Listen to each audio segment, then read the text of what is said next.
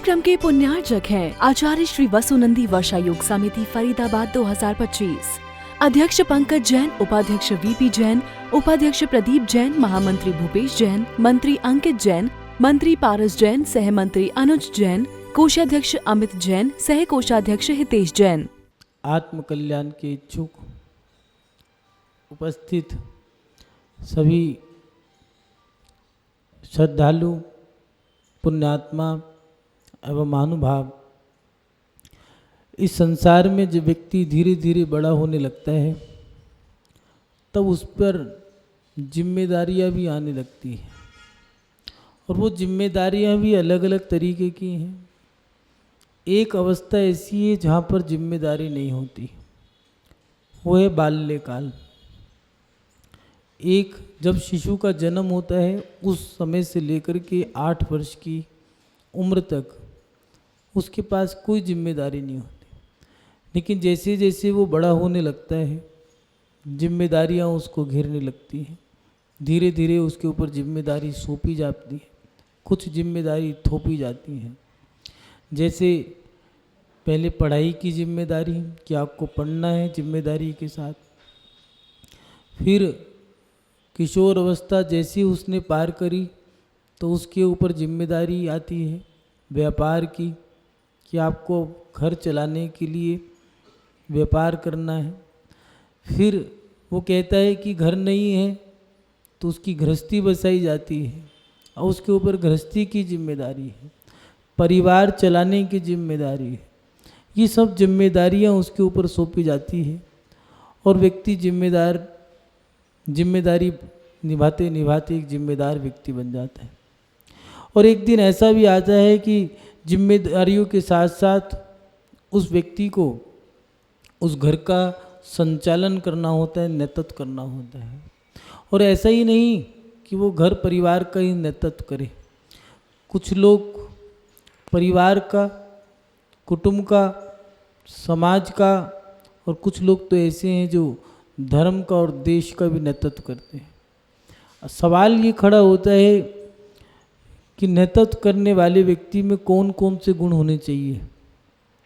आज प्रत्येक व्यक्ति मुखिया बनना चाहता है। हर घर में, हर समाज में इस बात का द्वंद्व है कि मैं मुखिया बन जाऊं। हर संस्था के अंदर इस बात का द्वंद्व है। हर देश में, हर राष्ट्र में इस बात की लड़ाई है कि मैं मुखिया बन जाऊं। लेकिन मुखिया बनने वाले में जो नेतृत्व कर रहा है, जो चला रहा है, संचालन करता है, उस संचालनकर्ता में भी कुछ ना कुछ गुण होने चाहिए। किसी कार्यक्रम का संचालन कोई एक व्यक्ति कर रहा है तो उस संचालनकर्ता के ऊपर बहुत बड़ी जिम्मेदारी हो जाती है कि अगर ये संचालनकर्ता समय से कार्यक्रम पूरा नहीं कराएगा तो कार्यक्रम खराब हो जाएगा। बीच बीच में मुक्तक भी बोलने हैं, उसको प्रशंसाएं भी करनी है, लोगों का सम्मान भी कराना है, कुछ कार्यक्रम भी कराने हैं, कुछ मनोरंजन भी कराना है, और मनोरंजन भी ऐसा हो जिसमें आत्मा का मंजन और मन का रंजन ये दोनों हो। इन सबको साथ लेकर के चलना एक बहुत बड़ा काम है। आज लोग चाहते हैं, जो नई नौजवान पीढ़ी है वो चाहती है कि हम दो अपने पति पत्नी एक बढ़िया सा फ्लैट ले लें। कितने का आएगा? 10, 20, 50 लाख, 1-2 करोड़ रुपए का, और अपना बढ़िया से मज़े से ज़िंदगी जिए। ना कोई रोक टोक, ना कोई जिम्मेदारी, ना कोई जिम्मेदारियों का बोझ, और ना कोई टेंशन। लेकिन नेतृत्व करने वाला जो व्यक्ति है, उस व्यक्ति के अंदर कैसे गुण हो वो तो वो ही जानता है, लेकिन लोगों को उससे एक आशा होती है, उससे एक लोगों को उम्मीद है कि ये व्यक्ति हमारी समाज का अच्छा नेतृत्व कर सकता है। कुछ लोगों को उम्मीद रहती है कि हमारे देश का राजा, प्रधानमंत्री या राष्ट्रपति ये अगर अच्छा है तो हमारा देश अच्छी दिशा में जाएगा। लोग उसको वोट देते हैं, चुनाव करते हैं।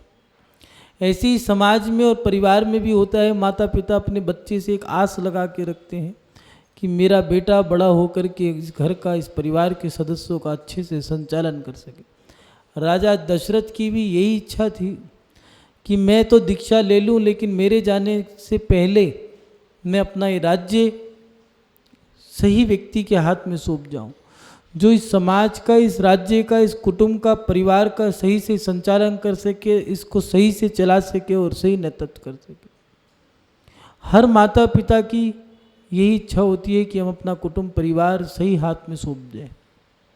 हर समाज की एक ही भावना होती है कि हमारा नेतृत्व करने वाला अच्छा हो। लेकिन जिसको मुखिया बनाया है, नेतृत्व करने के लिए जो संचालन करने वाला व्यक्ति है, उस व्यक्ति को भी ये जानकारी हो कि नेतृत्व करने वाले में गुण कौन से होने चाहिए। आज के समय में हर व्यक्ति मुखिया तो बनना चाहता है, लेकिन उन्हें ये नहीं पता कि जो संचालन करता है, चाहे वो देश का हो, चाहे घर का हो, परिवार का हो, स्कूल का हो, विद्यालय का हो, चाहे धर्म के मंदिरों का ही क्यों ना हो, उसको यही नहीं पता कि संचालनकर्ता में गुण क्या हो।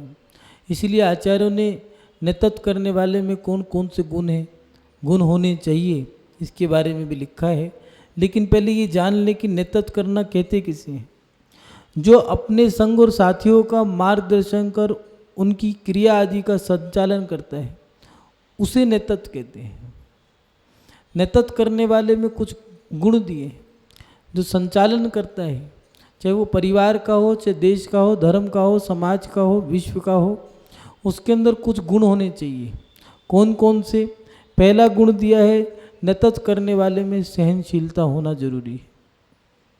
जरा जरा सी बात पर रो पड़े, जरा सी बात में वो भावुक हो जाए, या जरा जरा सी बात में उसे क्रोध आ जाए, ये उसकी सहनशीलता प्रकट करती है कि उसके अंदर सहनशीलता कम है। कई महिलाएं, कई पुरुष ऐसे भी होते हैं जो जरा जरा सी बात में रोने लग जाते हैं। लोग कहते हैं कि भैया ये व्यक्ति अंदर से कमज़ोर है। पहले बुजुर्गों की एक कहावत थी कि मर्द को दर्द नहीं होता। जो व्यक्ति सही मायने में सहनशील है, वो व्यक्ति लड़ता है, या तो कर्मों से लड़ेगा या जो आपदा विपदा आती है उनसे लड़ता है। वो डरता नहीं है। इतिहास साक्षी है, चाहे सीता आदि 16 सतियाँ हों, चाहे आदिनाथ से लेकर के महावीर स्वामी तक की तीर्थंकर हो, या महापुरुष पांडव जैसे, रामचंद्र जैसे महापुरुष हो, उन लोगों ने संघर्ष किया है, लड़ाई करी है कर्मों से, बुराइयों से। उन्होंने कभी आंसू नहीं बहाए।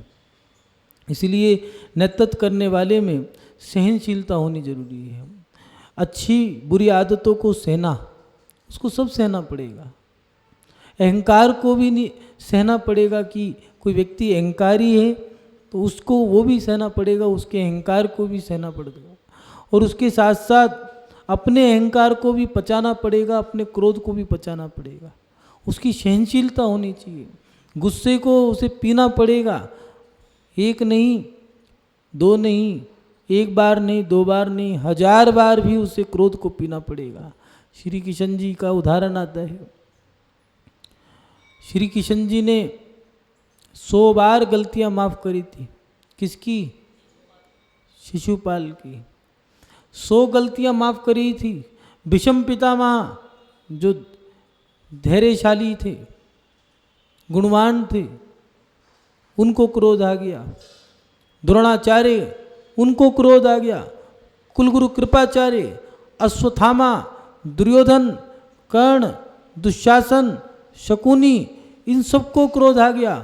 अर्जुन, भीम, युधिष्ठिर, नकुल, सहदेव, इन सबको क्रोध आ गया। यहाँ तक कि बलराम जो सरलता की मूर्ति थी, उनको भी क्रोध आ गया, लेकिन श्री कृष्ण को नहीं आया। क्योंकि उस समय उस सभा का नेतृत्व श्री कृष्ण कर रहे थे। उन्होंने एक ही बात कही कि इसकी 100 गलतियां माफ़ है, लेकिन 101 नंबर की गलती मैं माफ़ नहीं करूँगा। महानुभाव, 1000 बार भी गुस्सा आए तो नेतृत्व करने वाले को तो पीना ही पड़ेगा। क्योंकि मुखिया का बहुत बड़ा दायित्व होता है, जो संचालन करता है उसका बहुत बड़ा दायित्व है। अंग्रेजों ने भी इसको स्वीकार किया। उन्होंने भी कहा है कि पेशेंस रखो। अगर पेशेंस नहीं रखोगे, पुरानी कहावत थी, धीरज और धैर्य रखो, धीरज और धैर्य रख कर के काम करो। महानुभाव, सहनशीलता, नेतृत्व करने वाले में सहनशीलता होनी चाहिए। चाहे वो व्यापार का नेतृत्व करता हो, चाहे समाज का करता हो, चाहे देश का करता हो, चाहे धर्म का नेतृत्व करने वाला हो, अगर संचालन करता है, नेतृत्वकर्ता को ही संचालनकर्ता का है, उसके अंदर ये विशेषता जरूर होनी चाहिए। महानुभाव, सहनशीलता के साथ साथ उसके अंदर एक कला होनी चाहिए, सभी को साथ लेकर के चलने की कला। कई बार ऐसा आता है कि भैया भाड़ में जाए दुनिया, मुझे तो अपने से मतलब है, मैंने तो जो कहा वो हो जाए। याद रखना, तुमने अगर ये सोच लिया तो जनता भी तुम्हारे लिए सोच सकती है, भाड़ में जाए अध्यक्ष या भाड़ में जाए मुखिया, हम तो अपनी मर्जी के मालिक हैं। उदाहरण है हमारे पास, इतिहास साक्षी है। एक राजा था, उसने अपनी प्रजा से कहा कि इस अमावस्या के दिन, ये जो आने वाली अमावस्या है, शनि अमावस्या है, विशेष है। एक तालाब था, गड्ढा था, बहुत बड़ा गड्ढा था, खाली था। सबने उस सबसे कह दिया कि सभी लोग शनि अमावस्या के दिन सूरज को जल चढ़ाएंगे, लेकिन जल की जगह उस दिन दूध चढ़ेगा और इस गड्ढे को दूध से भरना है। ठीक है, प्रातःकाल हुआ और राजा उठा। राजा से कहा गया कि शनि अमावस्या है। जब जाने लगा, लोटा लेकर के चढ़ाने लगा, तो मंत्री ने कहा, ठहरो महाराज, दूध की बात हुई थी, आप जल चढ़ा रहे हैं, गलती से लोटा जल का आ गया। तो राजा कहने लगा, कोई बात नहीं, कौन देख रहा है, मैं ही तो चढ़ा रहा हूँ। जल चढ़ा करके चला गया। शाम को जब लौट के आया तो देखा पूरा तालाब जल से भरा था। जनता ने जो जल दूध चढ़ाना था, प्रत्येक व्यक्ति यही कह के जल चढ़ा के चला गया कि कौन देख रहा है।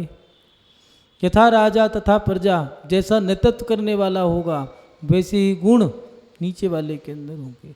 इसलिए सभी को साथ लेकर के चलना। ऐसा ना हो कि अपने में मस्त रहो, नहीं, ये गलत है। अपने में मस्त, व्यस्त, स्वस्थ, भाड़ में जाए जनता, तो याद रखना, जो अपने में मस्त है तो जनता भी तुम्हारे प्रति अपने में मस्त रहेगी। जब तुम्हें आवश्यकता पड़ेगी भीड़ की, जब तुम्हें आवश्यकता पड़ेगी साथ की, जब तुम्हें आवश्यकता पड़ेगी समाज की या देश की, जनता की, तो जनता आपका साथ नहीं देगी।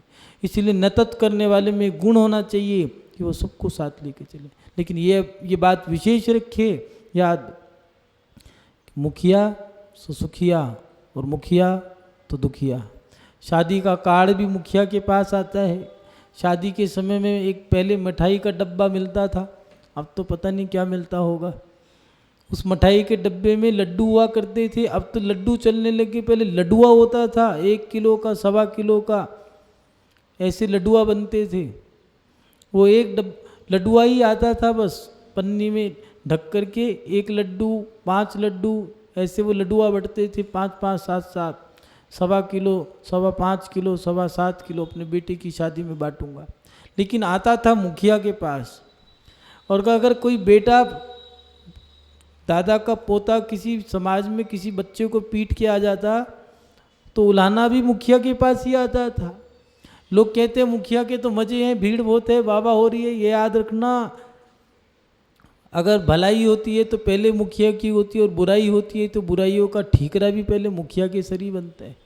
इसलिए नेतृत्व करने वाले को अगर नेतृत्व करना है, मुखिया बनना है, संचालन करता है, चाहे वो मंच का ही संचालन क्यों ना करता हो, उसको ये याद रखना पड़ेगा कि अगर अच्छाइयों का ठीकरा तुम्हारे सर बंधा है तो बुराइयों की जो गालियां हैं वो भी तुम्हें मिलेगी। इसलिए सोच समझ के आगे बढ़ना।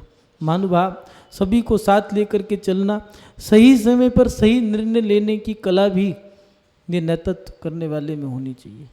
कई बार ऐसे देखा जाता है, कोई बात रख दी तो वो पूछ के बताएंगे। डिसीजन मेकर होना पड़ेगा उसको, उसके अंदर डिसीजन लेने की क्षमता होनी चाहिए। सब लोग बैठे हैं और पूछ रहे हैं क्या करना है, सोच के बताऊंगा, किससे पूछ के बताऊंगा। अरे भैया आप किससे पूछ के बैठे, सब तो बैठे ही हैं, मीटिंग में सभी बैठे हैं, सभी सभा के अंदर बैठे हैं, कोई बचा ही नहीं है। अब क्या करना है, अब उसके छक्के छूट रहे हैं। जब चौके छक्के छूटने लगे तो भैया अब तुम एक काम करो, वहीं बैठो छक्के चौके छूटने वालों के साथ। नेतृत्व करने वाले के अंदर निर्णय लेने की क्षमता होनी चाहिए। किंग मेकर हो वो डिसीजन ले सके, डिसीजन मेकर हो, उसके अंदर ये कला हो। ऐसा नहीं टाल मटोल कर दे, कल बताएंगे, आज बताएंगे, आजकल में 1 महीना ख़त्म हो गया। बेचारा जो सामने वाला था वो सोच के सपने ही ख़त्म हो गए। इसलिए मुखिया के अंदर, नेतृत्व करने वाले के अंदर सही समय पर सही निर्णय लेना ही सही नहीं है। समय के अनुसार निर्णय लेने वाला व्यक्ति ही संचालनकर्ता बन सकता है।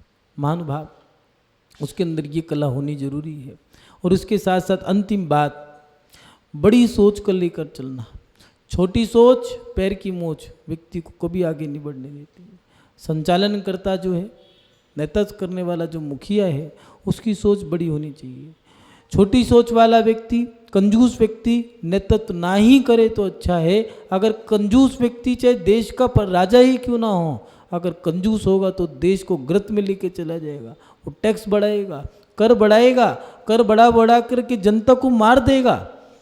आचार्य ने उसको, नीतिकारों ने उसको आतताई कहा है। ऐसा राजा वो दुष्ट कहलाता है। और अगर समाज का नेतृत्व करने वाला और घर का मुखिया अगर कंजूस है तो उसके बहू बेटे उससे परेशान रहेंगे। कई घरों के अंदर मुखिया लोग दूध की थैली तक बचा के रख लेते हैं। क्यों? क्योंकि बिक जाएगी, काम आएगी। बहुए बेटे परेशान हैं, कूड़े के डब्बे के बाहर रखी रहती हैं वो थैलियाँ, महीने में बिकेगी, तब तक इस कूड़े के ढेर को इकट्ठा करके रखो। लेकिन वो मुखिया ना तो फेंकने देगा ना फेंकेगा। इसीलिए आचार्यों ने कहा है, कंजूस और मक्खी चूस, लोभी, लालची, क्रोधी, अहंकारी, घमंडी, ये व्यक्ति नेतृत्व ना करें। अगर नेतृत्व करते हैं तो इससे देश का, धर्म का ह्रास होगा। उस घर का और देश का सर्वमूल नष्ट हो जाना है, उसका नाश हो जाना है। महानुभाव, देश, धर्म, समाज, कुटुंब, परिवार, इन सबको हानि हो सकती है। इसलिए नेतृत्व करने वाले की सोच बड़ी हो। छोटी सोच नियम से व्यक्ति को आगे नहीं बढ़ने देती। दौड़ने वाला व्यक्ति अगर पैर में मोच आ जाए तो वो आगे नहीं बढ़ सकता। इसीलिए आगे बढ़ने वाले की बड़ी सोच हो, शरीर उसका बलिष्ठ हो, बलवान हो, अच्छा शरीर हो उसका। ऐसा नहीं जो मुखिया है वो रोगी होगा। अगर रोगी है तो वो संचालन नहीं कर पाएगा, क्योंकि पैर की मूंछ व्यक्ति को आगे नहीं बढ़ने देगी। इसलिए नेतृत्व करने वाला व्यक्ति हष्ट-पुष्ट हो, युवा हो और उसके साथ साथ तन मन धन तीनों से संपूर्ण रूप से वो नेतृत्व कर सके। महानुभाव, ये आज की जो परपाठी चलती जा रही है, हर व्यक्ति के अंदर होड़ है मुखिया बनने की, चाहे वो देश हो, चाहे धर्म हो, चाहे समाज हो। और ऐसा ही नहीं, विश्व की भीड़ दौड़ में भी कि मैं आज विश्व का मुखिया बन जाऊं। और ये ऐसा नहीं आज ही हो, पूर्व से चलता आ रहा है।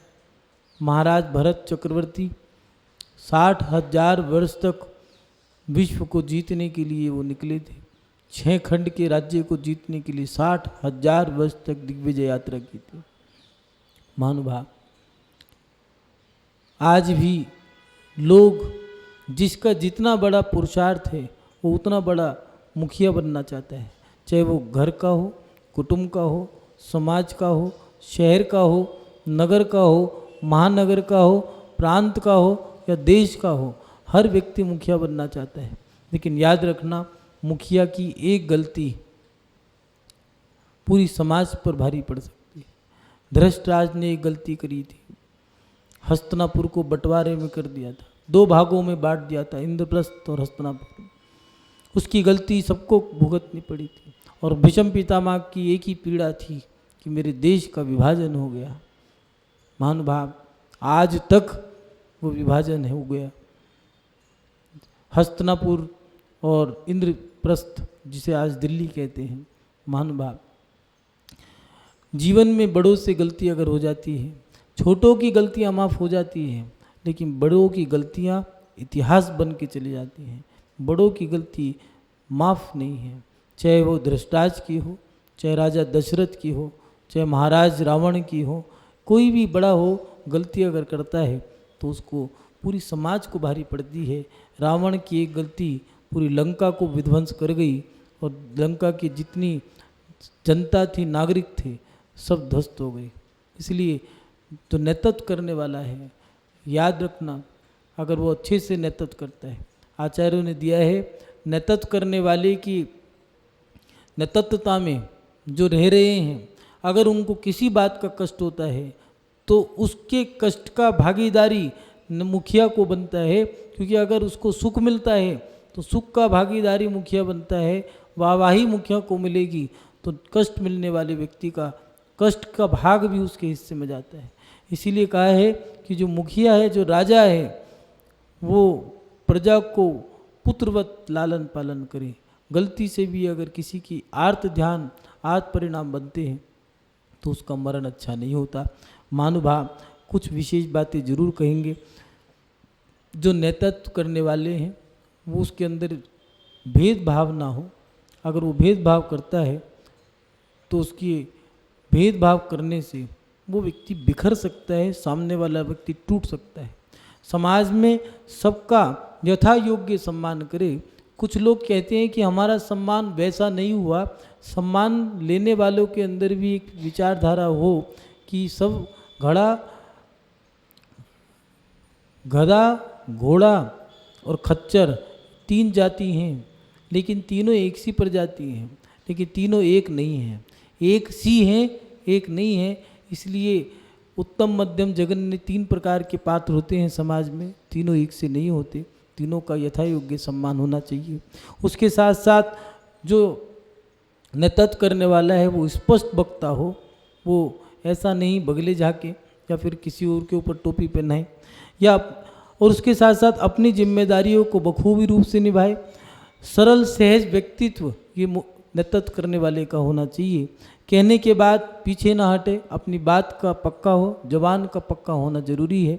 अपनी गलतियों को भी स्वीकार करे। अगर कोई गलती हुई है तो पहले के जो सरपंच हुआ करते थे, पंच हुआ करते थे, समाज में खड़े होकर के हाथ जोड़ के कह दिया करते थे कि भैया हमसे ये गलती हुई है, मेरी अध्यक्षता में, मेरी नेतृत्वता में ये मुझसे गलती हो गई, मैं पूरी समाज से क्षमा मांगता हूँ, समाज मुझे क्षमा करे। और अगर नहीं करती थी तो उसी समय त्यागपत्र दे दिया करता था। महानुभाव आज भी ये परंपरा अगर आ जाए तो हमें विश्वास है राम राज्य पुनः लौट के आएगा। महावीर की वाणी आज भी अगर लोग स्वीकार करते हैं तो आज भी राम राज्य चौथा काल जैसा समय आ सकता है। उसके साथ साथ संगत साथी जो हैं, जो नेतृत्व करने वाले के नीचे ऐसा नहीं मुखिया का ही कार्य बनता है।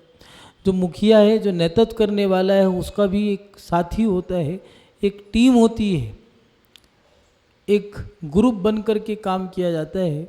ऐसे ही जो नेतृत्व करने वाला है उसके नीचे जो रहने वाले व्यक्ति हैं उनका भी एक दायित्व बनता है कि वो अपने नेतृत्व करने वाले मुखिया जो आपका संचालन कर रहा है, आप उसकी आज्ञा में चलें, आप उसके निर्देशन का पालन करें, उसके संकेतों का पालन करें, संकेतों के अनुसार चलें, उसकी आज्ञा में रहें। अगर 4 बच्चे हैं और पिता के चारों बच्चे चारों अलग अलग दिशा में जाएंगे तो पिता का वो घर बर्बाद हो जाएगा। ऐसी जो मुखिया है, मुखिया का सबको साथ देना होगा। आज की एक बहुत बड़ी विडंबना है, हर व्यक्ति चाहता है मंदिर का या समाज का कोई मुखिया हो तो मुखिया कोई भी उसको बना दिया, ठीक है। अगर मुनीर आ जाएंगे तो अध्यक्ष कहाँ है भैया? अगर चावल भी फैल गए मंदिर में तो अध्यक्ष तो बहुत ही बेकार है। क्यों भैया? झाड़ू मारने के लिए बनाया था अध्यक्ष, चावल उठाने के लिए, नेतृत्व करने के लिए। अगर घर का मुखिया बना है तो बच्चों को माता पिता की जो मुखिया बना है, चाहे वो बड़ा बेटा हो, चाहे घर का पिता हो, चाहे घर के दादा हो। पहले पुरानी कहावत थी बाबा बाग प्रमाणम, जो बाबा ने कह दिया वो प्रमाण है। जो भी कह दिया, हमें नहीं पता क्या कहा, जो उन्होंने कह दिया वो बात प्रमाण है। क्यों? अगर बाबा की बात खाली चली गई तो फिर घर पूरा परिवार बर्बाद हो जाएगा। महानुभाव जो समाज का मुखिया है वो समाज के मुखिया के साथ सबको कंधे से कंधा मिलाकर के साथ चलना होगा, उसके संकेतों के अनुसार चलना होगा, उसका अनुशासन जो बनाया उसने उसका पालन करना पड़ेगा।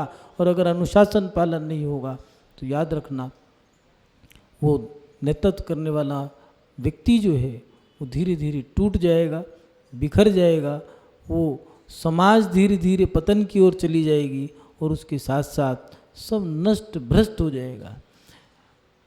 कई बार ऐसा होता है कि देखा जाता है कि मुखिया ने नियम बना दिए हैं, लेकिन विपक्ष वो भी नियम लेके खड़े हैं। जंगल में एक ही राजा हो सकता है, 2 राजा नहीं हो सकते। और उसका कई मंदिरों में इस बात को द्वंद्व है कि मुखिया ने नियम बना दिए तो उसने कैसे बना दिए, मैं भी तो 20 साल का पट्टा अधिकारी रहा हूँ, मेरे समय पे इतने बजे अभिषेक होता था, अब इनके समय पे कैसे बदल दिया। ये 40 साल की परंपरा मैं नहीं तोड़ने दूंगा, क्योंकि मेरे बाप दादाओं के समय से पट्टा चलता आ रहे हैं। रिजल्ट क्या मिला? रिजल्ट ये मिला कि एक वेदी पे अलग अभिषेक, एक वेदी पे अलग अभिषेक, एक वेदी पे अलग अभिषेक, एक भगवान 3 हिस्सों में बट गए, समाज 3 हिस्सों में बट गई। रिजल्ट क्या निकला? शून्य। ना एकता रही, ना प्रेम वात्सल्य रहा, और ना ही विश्वास रहा। लोग मंदिर से कटते चले गए। अब लोग कह रहे हैं युवा आता नहीं है, क्या करें, दूसरे मंदिर में भीड़ बढ़ती जा रही है, वो तो भी नया ही बना है, हमारा इतना पुराना मंदिर यहाँ तो खाली होते जा रहे हैं, क्या करें। अरे भैया, तुम्हारी लड़ाई देखने थोड़ी ना आ रहे हैं। तुम्हारा मुखिया ही, अगर मुखिया की नहीं चलती, जिस समाज में मुखिया की नहीं चलती, उस समाज में कौन रुकेगा। आचार्यों ने दिया है, जिस समाज का मुखिया ना हो तो साधु वहाँ प्रवास ना करे, वहाँ स्थान उस स्थान पे ना रुके, क्योंकि उस साधु की जिम्मेदारी लेने वाला कोई नहीं है। कल उपसर्ग हो गया तो कौन उसके उपसर्ग को दूर करेगा।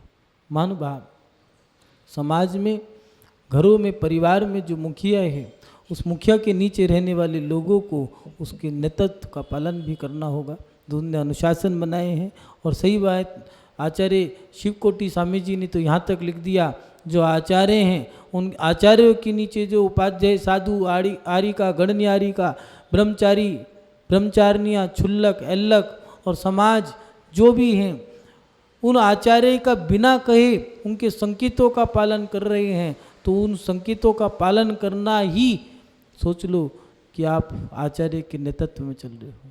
महानुभाव, आज्ञा का पालन करना, आज्ञा तो बहुत बड़ी बात है। हमें पूज्य गुरुदेव ने आज तक का इतिहास लगभग 14-15 साल बीत गए, आज तक कभी आज्ञा नहीं दी। पूरा संघ उनके संकेत अनुसार चलता है। उन्होंने ये बोल दिया कि ये कार्यक्रम है इस तारीख को, बस पूरा संघ पहुँच गया, कहने की जरूरत ही नहीं पड़ी आज तक कि संघ को आना है। इस कार्यक्रम के पुण्यार्चक थे आचार्य श्री वसुनंदी वर्षा योग समिति फरीदाबाद 2025, अध्यक्ष पंकज जैन, उपाध्यक्ष वीपी जैन, उपाध्यक्ष प्रदीप जैन, महामंत्री भूपेश जैन, मंत्री अंकित जैन, मंत्री पारस जैन, सह मंत्री अनुज जैन, कोषाध्यक्ष अमित जैन, सह कोषाध्यक्ष हितेश जैन।